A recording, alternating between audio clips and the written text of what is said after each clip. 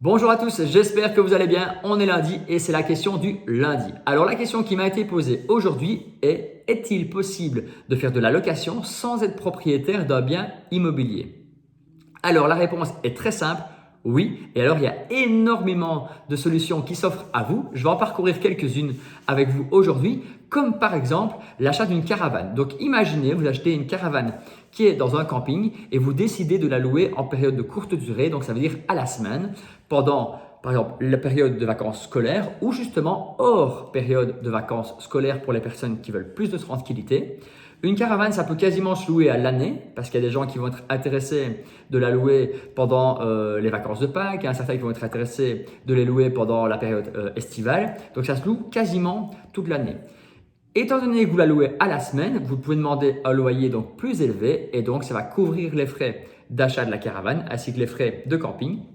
Et grâce à ça, vous allez pouvoir générer du cash, de l'argent que vous allez potentiellement mettre de côté pour par la suite investir dans un bien immobilier. Maintenant, il y a d'autres alternatives, comme par exemple, vous décidez de louer un chalet en France près de là où les gens font du ski et vous le décidez de louer pour une période de 3 mois. Donc souvent, vous allez avoir un loyer qui va être beaucoup plus faible parce que vous allez prendre sur une saison de 3 à 6 mois et vous-même, vous décidez de le remettre en sous-location à la semaine.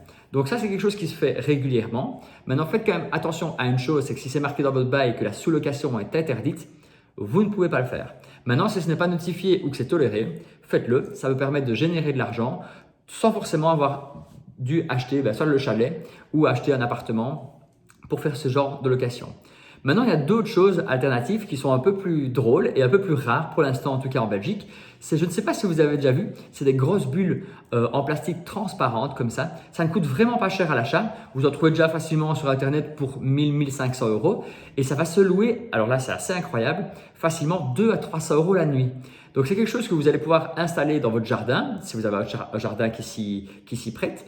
Et vous allez pouvoir le louer, donc facilement sur Airbnb par exemple, à des gens qui sont intéressés de faire une nuit un peu différente, un peu atypique. Donc vous achetez cette bulle, vous l'aménagez d'une façon un peu plus romantique, un peu plus mignonne, avec pour bien faire une vue dégagée pour pas avoir 3 immeubles autour qui donnent directement sur cette bulle. Et les gens donc seront intéressés effectivement de louer une nuit dans un endroit qui est un peu plus atypique.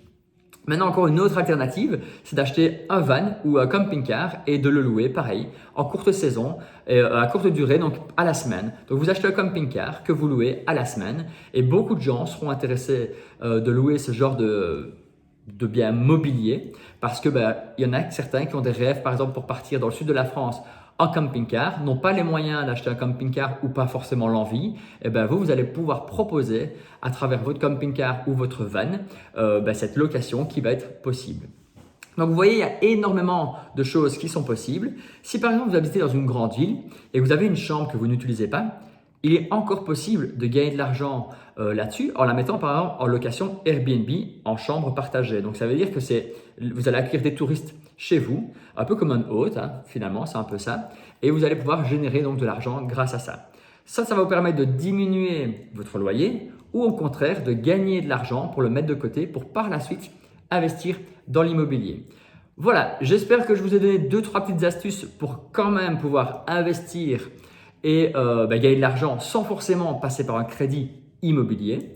Voilà, donc l'idée de base est vraiment de gagner de l'argent pour pouvoir le mettre de côté et par la suite investir dans l'immobilier.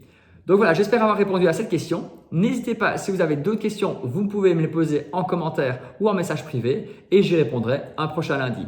D'ici là, je vous souhaite une bonne semaine et je vous dis à bientôt.